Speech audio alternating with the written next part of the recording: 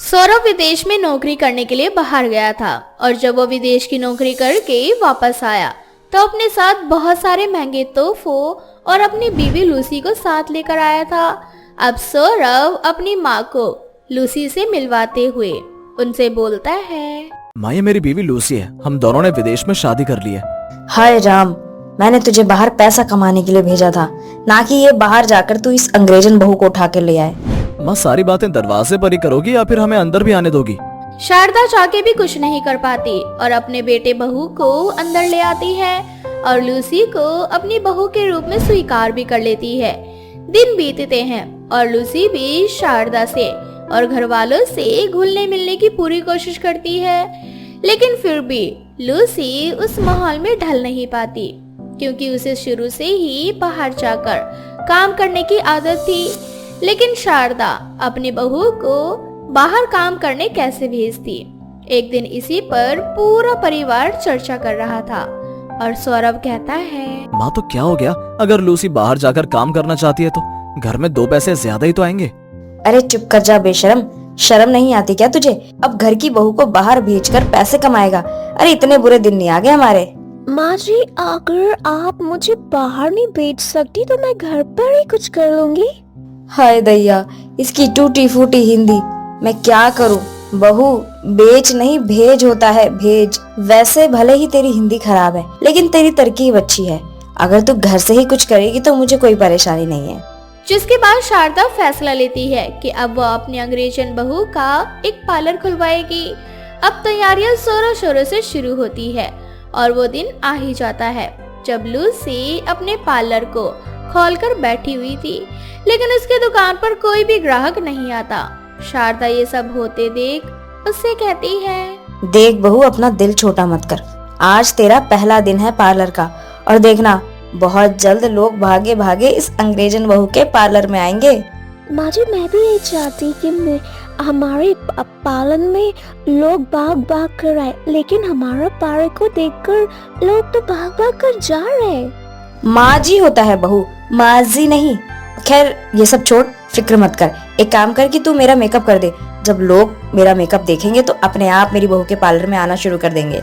जिसके बाद शारदा आंखें बंद करके चेयर पर बैठ जाती है और लूसी उसका मेकअप करने लगती है।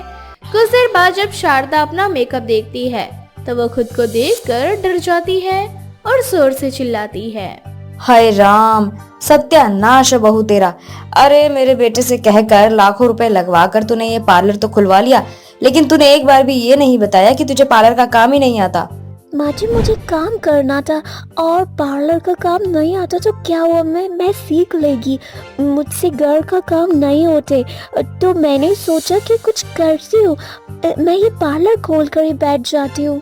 अरे मैंने इसलिए हाँ कर दिया था पार्लर खोलने के लिए कि मुझे लगा था कि तुझे सारे काम आते हैं पार्लर के। शारदा, लूसी और सौरभ परेशान हो जाते हैं क्योंकि अंग्रेजन बहू का पार्लर तो खुल गया था, लेकिन उसे पार्लर का कोई भी काम नहीं आता था। शारदा दिमाग लगाकर लूसी के पार्लर पर 2 औरतों को नौकरी पर रख देती है जिन्हें पार्लर का सारा काम आता था। उन औरतों के आने से अब लूसी का पार्लर चलने लगता है और उसकी अच्छी खासी कमाई भी हो रही थी।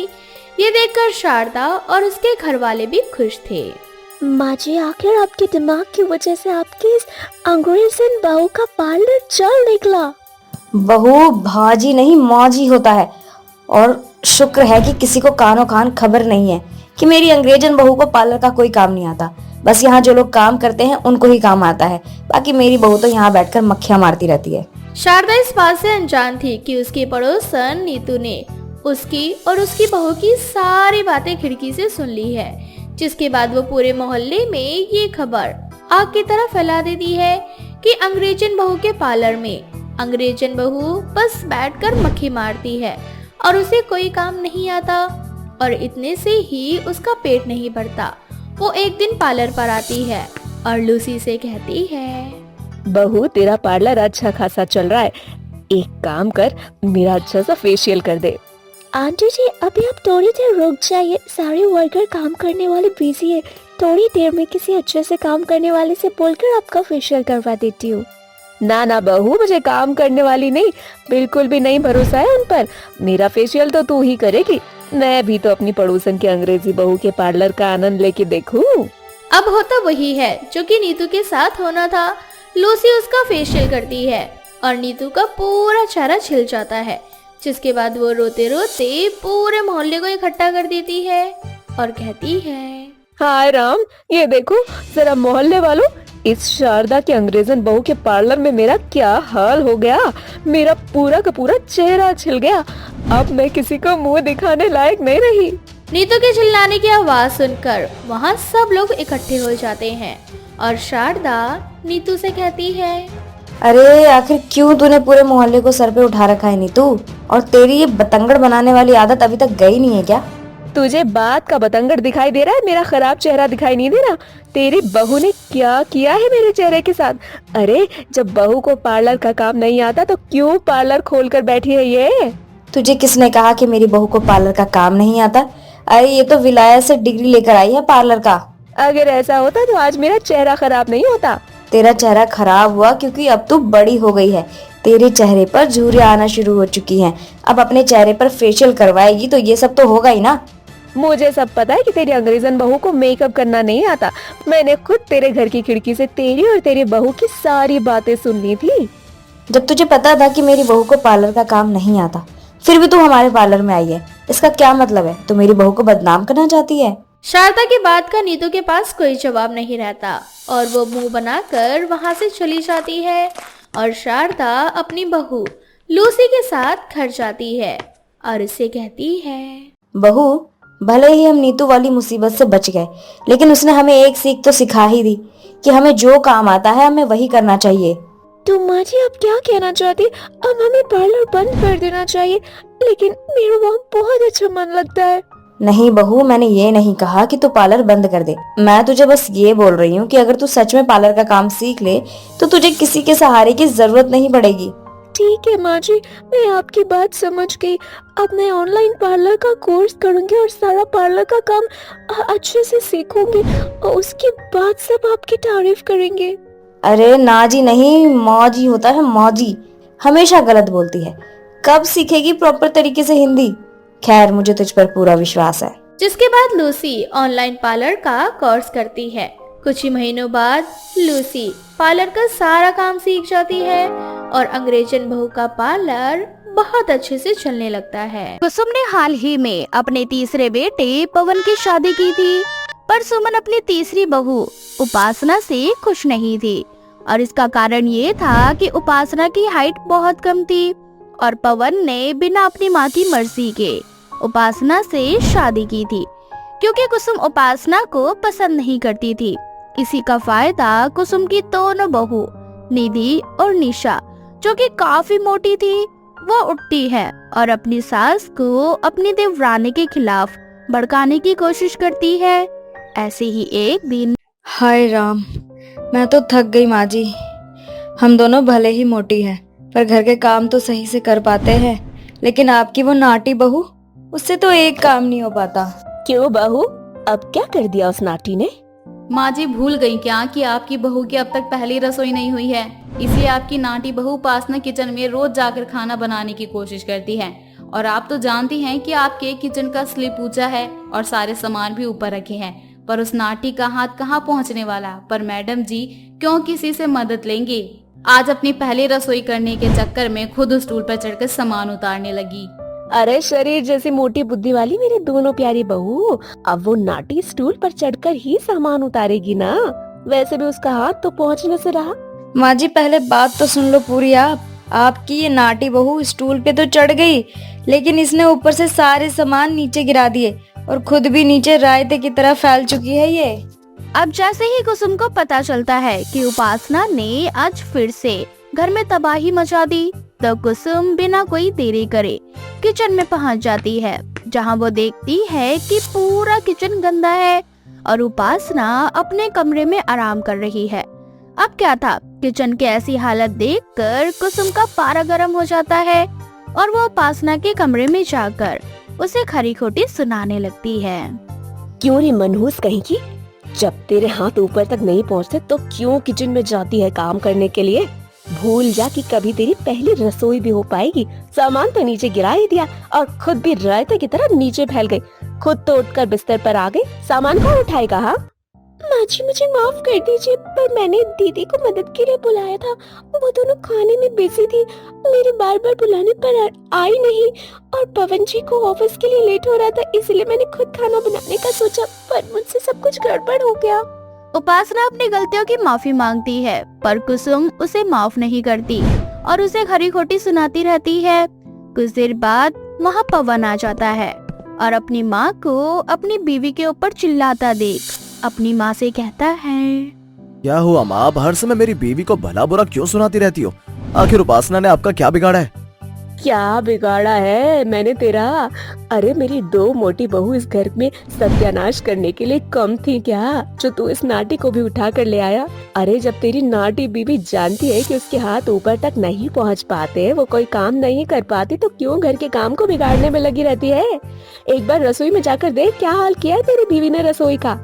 अपनी माँ के कहने पर पवन रसोई में जाता है और रसोई की हालत देखकर वो अपनी माँ की गुस्से को समझ जाता है, पर पवन अपनी बीवी के साथ और भेदभाव नहीं चाहता था, इसलिए वो अगले ही दिन घर में काम शुरू करवा देता है और किचन का रेनोवेट करवाता है। अब किचन का सारा सामान यहाँ तक कि स्लैपिन नीचे हो जाती है और जिस वजह से अब उपासना को घर के काम करने में कोई दिक्कत नहीं होती। माँ जी मैंने आज खाना बनाया है, तो सही मायने में आज मेरी पहली रसोई हुई है ना? ये भी मेरे बेटे की बदौलत हुआ है, वरना तुझ जैसी नाटी बहू घर का कोई काम नहीं कर सकती, यहाँ तक कि घर के जाले भी साफ नहीं कर सकती।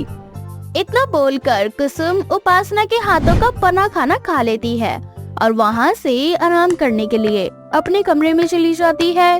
अपनी सास की बातें सुनकर अब अगले दिन उपासना पूरे घर की सफाई भी कर लेती है और उसके हाथों की सफाई देखकर कुसुम हैरान हो जाती है।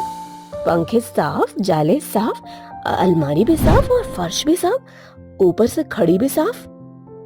बहू तूने ये सब अकेले कैसे किया? तेरे हाथ ऊपर तक कैसे पहुँचे? हाँ माँ जी ये सब मैंने किया है। माँ जी भले ही मेरा कद छोटा है, पर दिमाग बहुत बड़ा है। जेठानी जी की तरह छोटी या मोटी बुद्धि नहीं है। उपासना की मेहनत लगन देखकर कुसुम उससे खुश हो जाती है और अब अपनी बहू उपासना को ही प्यार करती है, जिस वजह से कुसुम की दोनों बड़ी बहू निधि और निशा अपनी सास से जलने लगती है और कोशिश करती है कि उपासना और कुसुम के बीच लड़ाई करवा सके। इसलिए जब उपासना खाना बनाती है तो निधि और निशा पूरे घर का खाना अकेले ही चट कर जाती है। माँ जी की नजर में तो हम दोनों भैंस है ना, सारा खाना तो हम ही खाते हैं, दिन भर चरते रहते हैं ना। अब देखते हैं कि हम दोनों से खाना कैसे बचता है इनका और कैसे माँ जी अब खाना खाती हैं।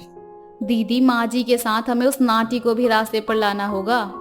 अब दोनों देवरानी जेठानी प्लान बनाकर वहाँ से चली जाती है और जब कुसुम खाना खाने लगती है तो वो देखती है कि खाना है ही नहीं, जिस वजह से कुसुम उपासना से एक बार फिर नाराज हो जाती है। पर उपासना भी हार नहीं मानती और अपने दोनों जेठानियों को रास्ते पर लाने के लिए जानबूझकर उनके कमरे में पानी गिरा देती है। अब जैसे ही दोनों अपने बिस्तर से नीचे उतरती हैं, तो उन दोनों का पैर फिसल जाता है और वो दोनों अपने कमरे में गिर जाती है। अरे निधि दीदी आप तो फर्श पर बिल्कुल कारपेट की तरह फैली हुई हो। अगर आप यहाँ कारपेट की तरह फैली हो तो पक्का निशा दीदी भी चटाई की तरह फर्श पर फैली होंगी अपने कमरे में। मैं भी उनको उठा कर लाती हूँ। उपासना ये सब कुछ तुमने किया है ना जानबूझकर? हाँ किया है मैंने ये सब जानबूझकर, पर आप दोनों ने मेरे सामने कोई रास्ता भी तो नहीं छोड़ा था। आप दोनों बार बार मुझे परेशान करते हो, जानबूझकर सारा खाना अकेले चट कर जाते हो माँ जी से मेरी डांट खिलवाने के लिए। आप दोनों ऐसे ही इतनी मोटी हो, थोड़ा कम खाओ। अगर इसी तरह खाती जाओगी तो और फैल जाओगी और एक बार गिर गई ना तो बिना सहारे के उठ भी नहीं पाओगी। और एक बात, मैं सिर्फ नाटी हूँ पर मेरा दिमाग तुम दोनों से तेज है, इसलिए मुझसे पंगा लेने की सोचना भी मत। छोटा पैकेट बड़ा धमाका, इससे पंगा लेना मतलब अपने ही पैर पे कुल्हाड़ी मारने जैसा होगा। निधि जैसा चल रहा है वैसे ही चलने दे, वरना तू ना घर की रहेगी ना घाट की।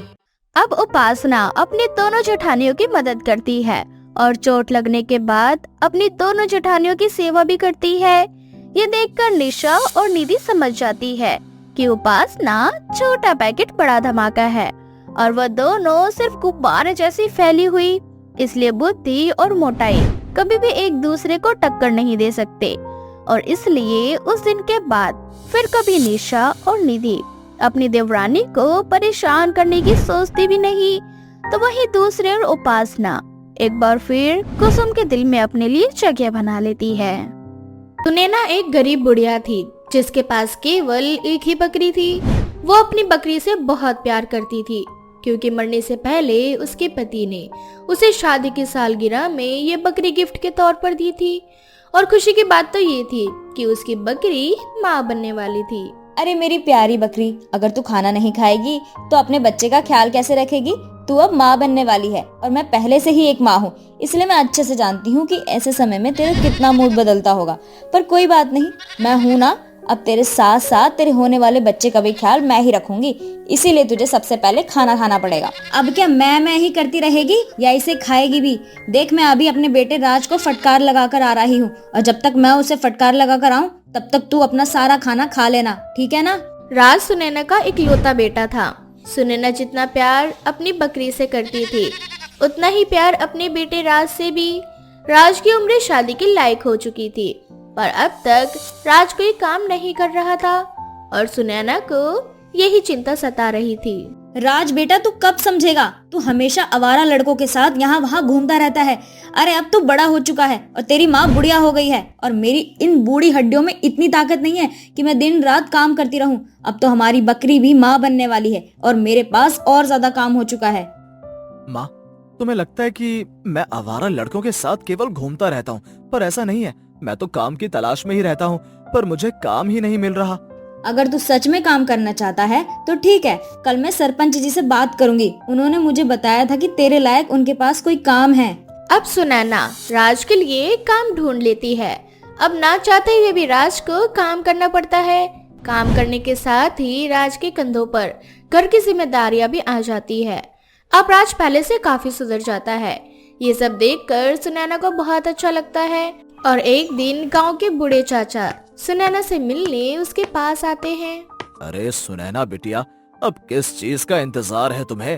अब कब कराओगी राज बिटवा की शादी? बस काका, जैसे ही कोई सुंदर सुशील लड़की मिलेगी मैं अपने राज का हाथ पीला कर दूंगी। अगर आपकी नजर में कोई ऐसी लड़की है तो आप मुझे बताइए, मैं अपनी राज की शादी उसी लड़की से करवाऊंगी। वैसे भी मेरी बकरी माँ बनने वाली है और मेरे घर में बहुत सारा काम है। मैं बूढ़ी अकेली इतना सब कैसे कर पाऊंगी? मेरे घर में अगर बहू आ जाएगी तो मेरा थोड़ा हाथ बटा देगी, वो मुझे थोड़ा आराम मिल जाएगा। अरे सुनैना बिटिया, मेरी नजर में करिश्मा नाम की एक बहुत ही सुंदर और सुशील लड़की है। बस उसी के रिश्ते की बात करने के लिए मैं तुम्हारे पास आया था, पर तुम्हारी बातों से तो ऐसा लग रहा है कि तुम पहले से ही प्लान बनाकर बैठी हो कि लड़की मिलते ही राज बेटे की शादी तुरंत करवा देनी है। अब क्या था, अब राज सुधर चुका था और सुनैना की नजर में करिश्मा नाम की बेहद ही सुंदर और सुशील लड़की उसे मिल चुकी थी। अब बिना कोई देरी करे सुनैना राज की शादी करिश्मा से करवा देती है। शादी के बाद कुछ दिनों तक सब अच्छा चल रहा होता है।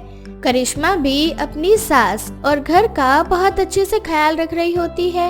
ऐसे ही एक दिन, बहू, मैंने तेरे बारे में जितना सुना था ना, तू वैसी ही गुनी है। मेरे घर को तूने बहुत अच्छे से संभाला है। बस मैं तुझसे एक और विनती करती हूँ कि तू अब मेरी बकरी को भी अच्छे से संभाल ले। क्या बकरी? हे माता रानी, अब ससुराल में इस बुढ़िया के साथ साथ इस बकरी को भी संभालना होगा क्या? मुझे जानवरों से कितनी घिन आती है। कहाँ फंस गई तू करिश्मा? अच्छा, तो तू यही सोच रही है ना बहू कि तुझे इस घर में आए हुए 1 हफ्ते हो गए लेकिन तूने अभी तक बकरी नहीं देखी। तूने बकरी इसलिए नहीं देखी बहू क्योंकि मैंने बकरी को घर के पीछे बांध रखा है, क्योंकि हमारी जो बकरी है ना वो गर्भवती है, इसीलिए मैंने उसे उसके छोटे घर में रख रखा है। और मेरी बकरी का आखिरी महीना चल रहा है। ऐसे समय में बकरी का बहुत ख्याल रखना पड़ता है, समझ आया तुझे? और मैं नहीं चाहती कि मेरी बकरी को किसी की नजर लगे, क्योंकि तू तो जानती है शादी ब्याह का घर था और न जाने कितने लोग घर में आए थे। अगर किसी की नजर लग जाती मेरी बकरी को तो इसलिए मैंने उसे घर के पीछे उसका एक छोटा सा घर बनवा दिया और उसी में अपनी बकरी को बांध दिया। चल बहू, मैं तुझे अपनी बकरी दिखाती हूँ। इस तरह से सुनैना करिश्मा को बकरी के पास ले जाती है। जैसे ही करिश्मा बकरी के घर में जाती है, वहाँ की गंदगी और बदबू देखकर उसका दम घुटने लगता है। हे भगवान, ये कितनी बदबू आ रही है। बकरी की बच्ची ने तो हर जगह पोटी कर रखा है। पैर रखूं तो कहाँ रखूं? ऊपर से ये मक्खियाँ परेशान करके रख दिया है। ये है हमारी बकरी, अब तुझे ही इसका ख्याल रखना पड़ेगा। समय पे इसको खाना खिलाना है, इसके घर की सफाई करनी है, और जब इसका बच्चा हो जाएगा तो तुझे इसका दूध भी निकालना है। जी माँ जी। करिश्मा सुनैना से कह देती है कि वो घर का और बकरी का अच्छे से ख्याल रखेगी, पर करिश्मा ऐसा नहीं करती और सुनैना के काम पर जाते ही घर का काम खत्म करके आराम से लेट जाया करती और बकरी को उसकी हालत पर छोड़ देती। ऐसे ही कुछ दिन बीत जाते हैं और सुनैना जब देखती है कि करिश्मा ने बकरी का जरा भी ख्याल नहीं रखा तो उसे अपनी बहू पर बहुत गुस्सा आता है और वो अपनी बहू को बकरी के पास ले जाकर वहाँ की गंदगी उसे दिखाती है। बहू, मैंने तुझे बताया था ना कि मेरी बकरी माँ बनने वाली है, लेकिन फिर भी तूने उसे खाना नहीं दिया। अगर मेरी बकरी को और उसके बच्चे को कुछ हो जाता तो? सुनैना अपनी बहू को सुना ही रही होती है कि तभी बकरी दर्द में तड़पने लगती है। बकरी को दर्द में तड़पता देख सुनैना बकरी का ख्याल रखती है और बहुत जल्द बकरी एक बकरे को जन्म देती है, जिसके बाद बकरी का काफी दूध होता है और अब सुनैना अपनी बकरी का खुद ही ख्याल रखने लगती है। सुनैना एक गरीब बुढ़िया थी जिसके पास केवल एक ही बकरी थी। वो अपनी बकरी से बहुत प्यार करती थी क्योंकि मरने से पहले उसके पति ने उसे शादी की सालगिरह में ये बकरी गिफ्ट के तौर पर दी थी। और खुशी की बात तो ये थी कि उसकी बकरी माँ बनने वाली थी। अरे मेरी प्यारी बकरी, अगर तू खाना नहीं खाएगी तो अपने बच्चे का ख्याल कैसे रखेगी? तू अब माँ बनने वाली है और मैं पहले से ही एक माँ हूँ, इसलिए मैं अच्छे से जानती हूँ कि ऐसे समय में तेरा कितना मूड बदलता होगा। पर कोई बात नहीं, मैं हूं ना, अब तेरे साथ साथ तेरे होने वाले बच्चे का भी ख्याल मैं ही रखूंगी, इसीलिए तुझे सबसे पहले खाना खाना पड़ेगा। अब क्या मैं ही करती रहेगी या इसे खाएगी भी? देख, मैं अभी अपने बेटे राज को फटकार लगाकर आ रही हूँ और जब तक मैं उसे फटकार लगाकर आऊं तब तक तू अपना सारा खाना खा लेना, ठीक है ना? राज सुनैना का इकलौता बेटा था। सुनैना जितना प्यार अपनी बकरी से करती थी उतना ही प्यार अपने बेटे राज से भी। राज की उम्र शादी के लायक हो चुकी थी, पर अब तक राज कोई काम नहीं कर रहा था और सुनैना को यही चिंता सता रही थी। राज बेटा, तू कब समझेगा? तू हमेशा आवारा लड़कों के साथ यहाँ वहाँ घूमता रहता है। अरे अब तू बड़ा हो चुका है और तेरी माँ बुढ़िया हो गई है और मेरी इन बूढ़ी हड्डियों में इतनी ताकत नहीं है कि मैं दिन रात काम करती रहूं। अब तो हमारी बकरी भी माँ बनने वाली है और मेरे पास और ज्यादा काम हो चुका है। माँ, तुम्हें लगता है कि मैं आवारा लड़कों के साथ केवल घूमता रहता हूँ, पर ऐसा नहीं है। मैं तो काम की तलाश में ही रहता हूँ, पर मुझे काम ही नहीं मिल रहा। अगर तू सच में काम करना चाहता है तो ठीक है, कल मैं सरपंच जी से बात करूंगी। उन्होंने मुझे बताया था कि तेरे लायक उनके पास कोई काम है। अब सुनैना राज के लिए काम ढूंढ लेती है। अब ना चाहते हुए भी राज को काम करना पड़ता है। काम करने के साथ ही राज के कंधों पर घर की जिम्मेदारियां भी आ जाती है। अब राज पहले से काफी सुधर जाता है। ये सब देखकर सुनैना को बहुत अच्छा लगता है और एक दिन गांव के बूढ़े चाचा सुनैना से मिलने उसके पास आते हैं।